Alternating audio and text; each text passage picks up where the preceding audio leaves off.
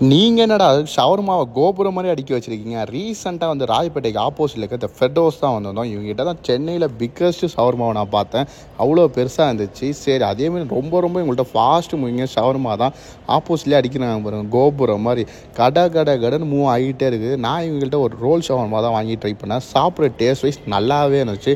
மயானமாக கொஞ்சம் கம்மியாக ஊற்றி கொடுத்தாங்க. சாப்பிட்டு நெக்ஸ்ட்டு இவங்ககிட்ட வந்துட்டு பர்பிள் கிரேப் தான் குடிச்சு. இந்த கிரேப்பு குடிக்க டேஸ்ட் வைஸ் நல்லா இருந்துச்சு. குடிச்சு நமக்கு இங்கே வந்து ஷவர்மா கிரில்லு இந்த ஜூஸ் மட்டும் தான் கிடைக்குது. பிரியாணிலாம் கிடைக்கல. நமக்கு பிரியாணி டெம்டிக்காக இருந்தனால சரி அங்கேருந்து முடிச்சுட்டு நேராக மவுண்ட் ரோடில் இருக்க இந்த சவுத்தம் தான் வந்தேன். இங்கே வந்துட்டு இவங்கள்ட்ட பிரியாணி காலினாங்க. அதனால் ஃப்ரைடு பிரியாணி ஒன்று இருக்குனாங்க. இது இந்த ஃப்ரைட் ரைஸ் எப்படி செய்வாங்களா அதே மாதிரி அந்த பிரியாணியில் முட்டையெல்லாம் மிக்ஸ் பண்ணி கொடுத்தாங்க. சாப்பிட்ற டேஸ்ட் வைஸ் நல்லா இருந்துச்சு. சாப்பிட்டு நெக்ஸ்ட் இவங்கள்ட்ட பாபிக்கு சிக்கன் தான் வாங்கினேன். அந்த பாபிக்கு சிக்கன் அந்த மயோடெல்லாம் டிப் பண்ணி சாப்பிட டேஸ்ட் வைஸ் பக்காவாக இருந்துச்சு. உங்களுக்கு ஷவர்மா பிடிக்குமா இல்லை பிரியாணி ரொம்ப பிடிக்குமான்னு எதுவும் பிடிக்கணும் மறக்காமல் கமெண்ட்ஸில் கமெண்ட் பண்ணுங்கள். இந்த மாதிரி பட்ஜெட் ஃப்ரெண்ட்லியான வீடியோ நான் நம்ம சேனலில் மறக்காமல் ஃபாலோ பண்ணிக்கோ. உங்களுக்கு இன்னொரு சந்திக்கிறேன். டாடா.